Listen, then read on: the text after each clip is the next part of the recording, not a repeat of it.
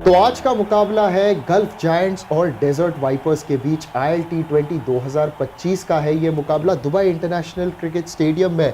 मेरे साथ है निनाद दीक्षित। निनाद, देखिए ये 2023 के फाइनलिस्ट रहे और अभी ये नए सीजन का आगाज हो रहा है, तो एक्साइटमेंट जरूर है।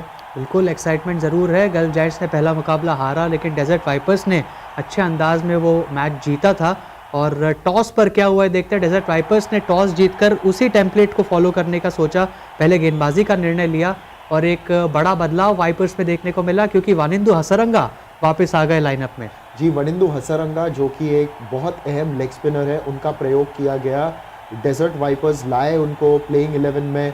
Gulf Giants searching for their first win in the ILT20। Desert Vipers ने शुरुआत की थी एक जीत के साथ against Abu Dhabi Knight Riders, और जबकि डेजर्ट वाइपर्स गेंदबाजी करने का निर्णय लिया उन्होंने, तो कैसा गया लॉकी फर्ग्यूसन का जो डिसीजन था, जरा ये देख लीजिए। एक ही आपको पारी नजर आएगी। बिल्कुल 76 नाबाद बनाए जेम्स विंस ने, बाकी बस अयान अफजल खान ऐसे खिलाड़ी है जो दहाई का अंक छू पाए एक्स्ट्रास अगर हम छोड़ दे, लेकिन जेम्स विंस की जो पारी थी बेहतरीन समझबूझ के साथ उन्होंने उस पारी को अंजाम दिया। 23 सिंगल्स थे उसमें, 9 डबल्स, 4 उन्होंने जो 5 चौके लगाए, 2 छक्के लगाए, वो भी काफ़ी इंपॉर्टेंट स्टेजेस पर आए थे। डेथ ओवर्स में उन्होंने इंश्योर किया कि लगभग रन बॉल का जो टारगेट है वो रख दिया, क्योंकि 50 रन पर ही 6 विकेट खो दिए थे वाइपर्स ने। एग्जैक्टली और गल्फ जायंट्स ने, माफ करना। हाँ, गल्फ जायंट्स ने ऑफ कोर्स। और ये एक निराशाजनक बैटिंग परफॉर्मेंस था हम कह सकते हैं, मगर अगर गेंदबाजी की बात करें तो Lockie Ferguson leading from the front ji, और मोहम्मद आमिर ने भी काफ़ी अच्छी गेंदबाजी की। 2 विकेट लिए उन्होंने, 23 रन दिए सिर्फ, मगर लॉकी फर्ग्यूसन का वो मिडिल ओवर्स में स्पेल था, 3 विकेट लेकर 22 रन दिए। और सैम करन, जैसा आप हमें कह रहे थे क्या कह रहे थे आप? बिल्कुल, सितंबर 2024 के बाद किसी भी फॉर्मेट में, इंटरनेशनल या डोमेस्टिक क्रिकेट में, उन्होंने कोई विकेट लिया और आज अच्छा स्पेल रहा उनका। पिछले मैच का जो बैटिंग फॉर्म था उसको बॉलिंग में कैरी किया और 3 ओवर में बस 12 रन देकर 1 विकेट हासिल किया। 119 रन पर पारी को रोक दिया 20 ओवर्स में 9 विकेट पर, और 120 रनों का रन बॉल का आसान सा लक्ष्य था डेजर्ट वाइपर्स के सामने, लेकिन आसान इतना लगा नहीं उनको शुरुआत जिस तरीके की हुई थी। हाँ, जो MI एमिरेट्स और दुबई कैपिटल्स का मुकाबला था जो पहला था इस साल का, ऐसा लगा कि वैसे ही कुछ होने वाला है, क्योंकि शुरुआत में देवर रॉक, फकर जमान और डैनियल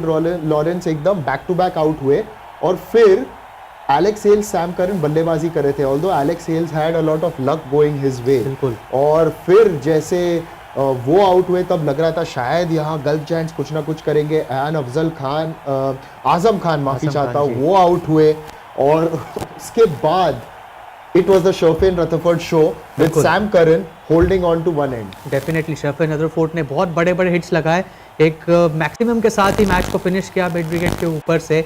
अच्छे फॉर्म में वो नजर आ रहे हैं, और यही पैर था पहले मुकाबले में भी जो नाबाद लौटा था डेजर्ट वाइपर्स को जीत दिलाकर, और आज भी ऐसा ही कुछ किया। सैम करन की बहुत समझबूझ भरी पारी थी, लेकिन जो आप देखें शुरुआती 2 गेंदबाज जिन्होंने पावर प्ले में शुरुआत की, Worrell 13 dot balls, Mark Adair 16 dot balls, उसमें से 2 मेडन थे, एक डबल विकेट मेडन था।